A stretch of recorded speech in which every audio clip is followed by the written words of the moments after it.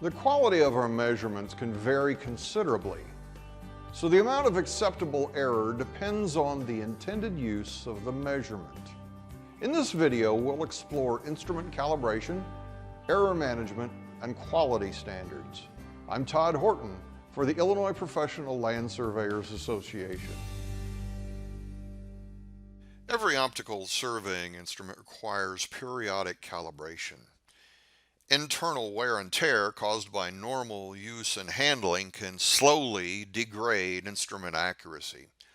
Calibration includes carefully analyzing the instrument's accuracy and, if needed, adjusting it to restore degraded accuracy. Complex instruments like this total station may require calibration by a trained specialist. Common automatic levels can be calibrated by an experienced user. Collimation is the technical term for the adjusting of the line of sight in an optical device. To test this collimation of an automatic level, we commonly perform a peg test. The peg test is designed to determine whether the instrument line of sight is truly horizontal. If the level is out of calibration, then the line of sight can have either an upward or a downward slope leading to rod reading errors. To begin a peg test, we mark two stable points 200 to 300 feet apart and set up the instrument at the midpoint between them. In this configuration, we say that the back sight and foresight distances are balanced or equal. First, carefully read both rods and record readings R1 and R2. Because the distances are balanced and because the slope in the line of sight is identical for both readings, the error in reading R1 is equal to the error in R2.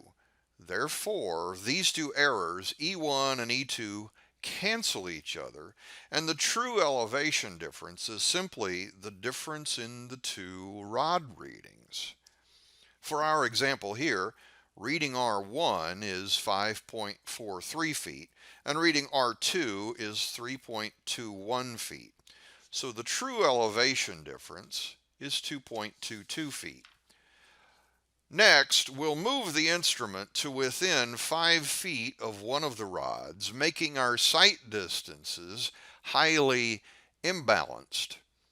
Here we'll take readings R3 and R4, and once again the slope in the line of sight is identical for both readings. But now notice that error 3 and error 4 are now very different due to the imbalanced distances. In fact, because the distance to R3 is so short, error E3 rounds off to 0 feet. Here in our example, reading R3 is 4.72 feet and reading R4 is 6.97 feet. Now watch carefully. Reading R3 plus the elevation difference found from the first setup will give us a result called R4 ideal. R4 ideal is the theoretical reading we should get if the line of sight is truly horizontal. However, if the instrument requires adjustment, then R4 ideal will not equal reading R4, as you see here. When we subtract R4 ideal from reading R4, the difference is the vertical error in the instrument line of sight.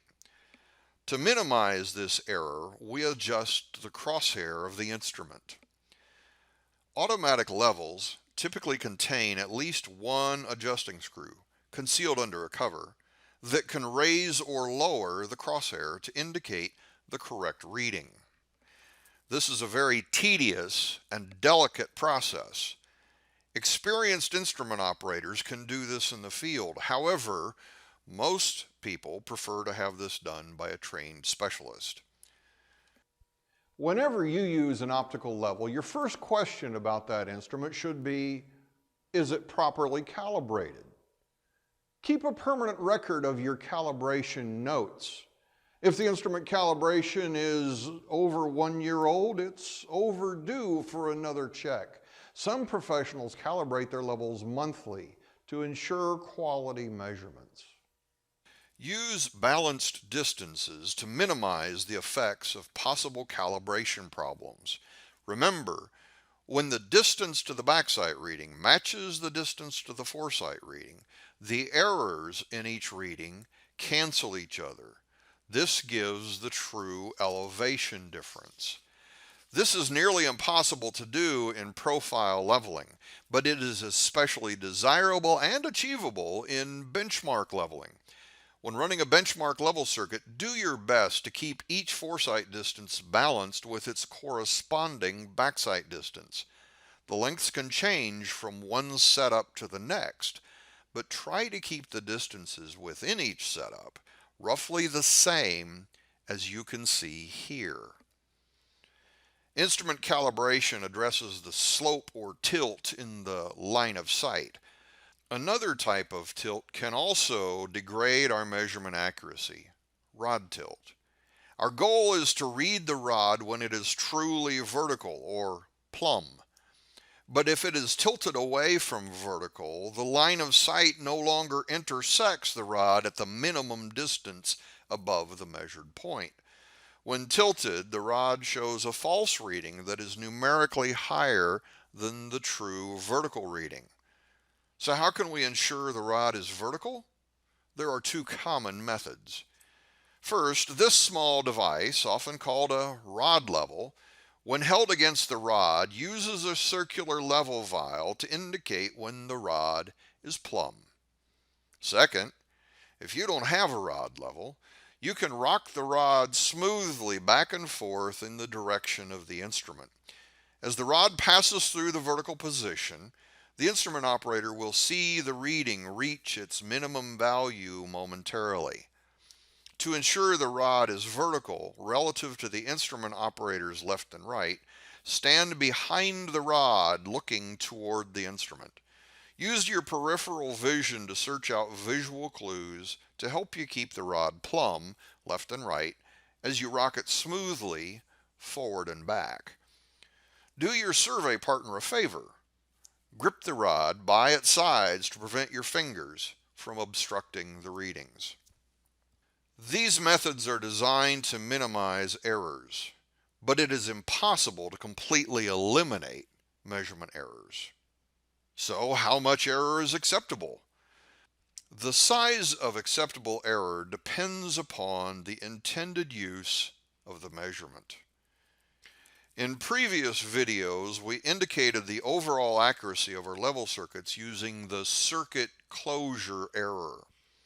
This is the difference between the known elevation and our computed elevation at the ending benchmark. To evaluate the quality of the work, we compare that circuit closure error to the allowable error. The allowable error depends on the horizontal length of the circuit from the starting benchmark through each turning point to the ending benchmark. For example, consider a closed loop circuit that is 3/4 mile long from beginning to end. The allowable error computation has just one input, circuit length. In this case, 3/4 or 0.75 mile. The result is plus or minus 0.043 feet. Since our circuit closure error is less than or equal to this allowable error, our level circuit is acceptable. However, if the closure error were to exceed the allowable error, the closure error would be unacceptable. The remedy then is to remeasure the circuit in part or in whole until the error source is discovered and corrected. This allowable error standard is one of the lower quality standards established by the FGCC, or Federal Geodetic Control Committee. Third order level enclosure, as we have seen here, is adequate for all agricultural and most construction and engineering applications. To be successful in leveling requires careful error management. All measurements contain error, but by applying solid practices and anticipating a variety of error sources, you can perform leveling surveys with consistent accuracy and confidence. I'm Todd Horton for the Illinois Professional Land Surveyors Association.